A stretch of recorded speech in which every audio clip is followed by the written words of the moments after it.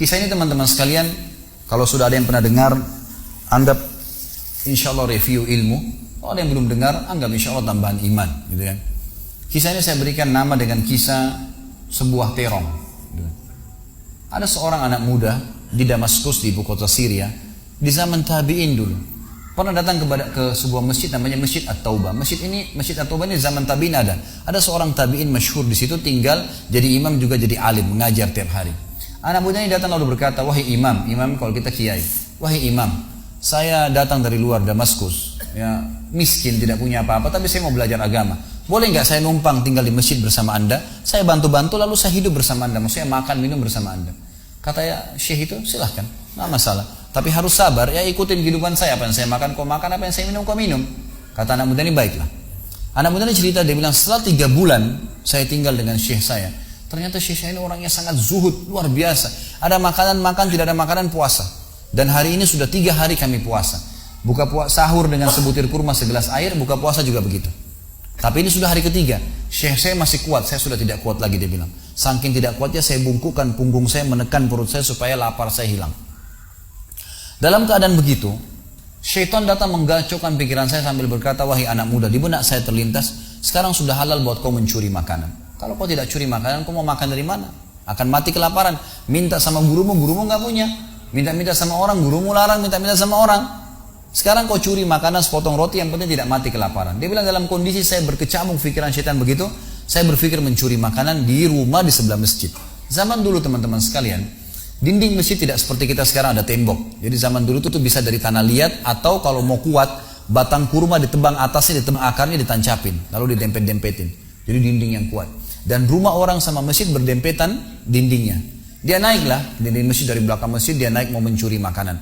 Di rumah yang pertama dia mau masuk mencuri di sebelah masjid, itu dia lihat ada 3 perempuan yang tidak tutup auratnya, lagi nenun kulit domba. Dia alihkan pandangannya karena dia tahu yang bukan mahramnya haram untuk melihatnya. Dan itu bukan tujuannya, dia ingin cari makanan. Dia pindah ke rumah kedua.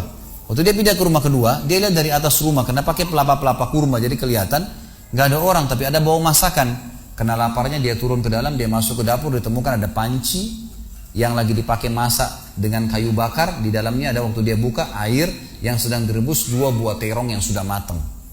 Karena lapar sekali, diambil sama dia terong 1 lalu digigit. Sementara dia kunyah teman-teman sekalian, dia bilang, dia ceritakan nantinya, waktu saya sebentar kunyah dan sangat lapar, saya sudah buru-buru ingin menelannya, tapi tiba-tiba muncul ketakwaan saya pada Allah. Muncul ketakutan saya pada Allah, kepatuhan saya sama Allah. Lalu saya berkata dengan diri saya, subhanallah, syaitan berhasil membuat saya melakukan 3 dosa sekaligus. Yang pertama, masuk rumah orang tanpa izin, dosa. Yang kedua, mencuri, mengambil terong itu. Dan yang ketiga, saya sedang memakan makanan yang haram. 3 dosa sekaligus. Maka dia bilang, tidak mungkin Allah membuat saya mati kelaparan karena meninggalkan yang haram. Karena Nabi Muhammad SAW sudah bersabda, man taraka sya'nillah abdalahu khairan min. Siapa yang meninggalkan sesuatu karena Allah, Allah akan gantikan yang lebih baik darinya. Lalu saya lempar gumpalan makanan terong itu ke lantai dapur tersebut, lalu saya kembali ke masjid. Dan masih ada pengajian, saya tidak bisa tangkap apa yang sedang dibahas karena laparnya. Waktu bubar pengajian, dia bilang, guru saya duduk di kursinya, saya pun duduk di tiang salah satu masjid. Ada satu orang tua di belakang masjid. Lalu masuklah seorang wanita dari pintu masjid bercadar, berbicara dengan guru saya sambil guru saya menundukkan pandangannya. Setelah itu guru saya mengangkat kepalanya lalu melihat ke arah saya dan memanggil, kesinilah muridku. Datanglah saya, kata anak muda ini. Lalu ditanya oleh guru saya, apa kau sudah menikah? Dijawab oleh muridnya, belum. Lalu ditanya 2 kali, apa kau ingin menikah? Dia tidak jawab. Apa kau ingin menikah? Tidak jawab. Sampai 3 kali, apa kau ingin menikah? Dia tidak jawab. Lalu kata anak muda ini, wahai imam, wahai syekh, ya guru saya setelah Allah subhanahu wa ta'ala, hidup saya bergantung pada anda. Apa yang anda makan, saya makan. Apa yang anda minum, saya minum. Sekarang sudah 3 hari kita punya makanan dan minuman, puasa. Dan saya sangat lapar. Kalau saya nikah, saya mau beri makan dari mana istri saya? Lalu kata syekhnya, ini perempuan di sebelah saya yang bercadar baru selesai masa iddah meninggal suaminya 4 bulan 10 hari. Dan dia ditinggalkan harta yang cukup, dia masih muda, dia takut fitnah. Dia ingin saya carikan jodoh, saya anggap kamu cocok. Kamu mau? Dia bilang iya. Tanya perempuan, kamu mau? Dia bilang iya. Syekhnya keluarin kendi dari kamar, dikasihkan jadi mahar, panggil walinya perempuan, panggil 2 saksi, kalimat akad, selesai. Hitungan menit nih. Lalu kata syekhnya, pulanglah ke rumah istrimu. Saatnya sekarang kamu pulang, udah. Nanti kalau mau sholat, mau ibadah, silakan datang ke masjid. Sudah nggak perlu lagi numpang di masjid gitu. Pulanglah dia sama istrinya. Dia ceritain, di mana saya jalan sama istri saya masih malu-malu, baru nikah. Dan ini kan memang hitungan menit nih, ya. Dia baru tadi kelaparan, tiba-tiba sekarang sudah nikah gitu. Dia bilang saya jalan, keluar dari masjid, lewat di rumah pertama yang dia tadi manjat mau mencuri, dia lewatin sama istrinya. Begitu masuk, tiba di depan pintu rumah kedua yang dia manjat, gitu kan? Istrinya berhenti, buka pintu rumah lalu berkata, masuklah suamiku, ini rumah kita. Rumah yang tadi dia mencuri nih. Maka dia pun bilang, saya masuk ke ruang tamu, saya melihat di atas, ini benar rumah tadi yang saya masuk mencuri. Istrinya bilang, wahai suamiku, tadi saya dengar Anda sudah 3 hari nggak makan. Mau makan? Dia bilang, iya. Istrinya masuk ke dapur, ditemukan apa? Panci terbuka, terong yang sudah digigit. Ini kisah nyatanya.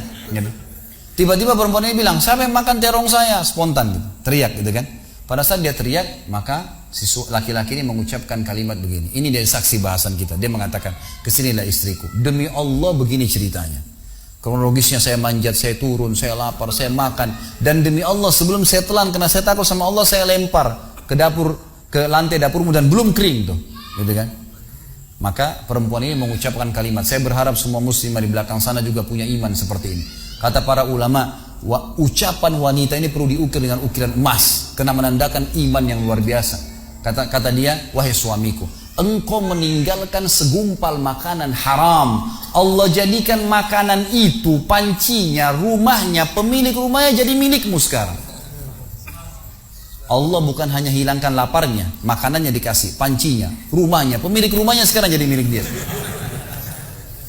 Orang yang bertakwa kepada Allah diberikan jalan keluar, teman-teman sekalian. Jadi bertakwalah sama Allah, hanya patuh dan tunduk kepadanya. Semua yang baik di mata Allah, semua yang buruk juga di mata Allah SWT. Dan jangan pedulikan urusan dunia ini, jalankan sesuai dengan apa yang Allah SWT inginkan. Allahu a'lam.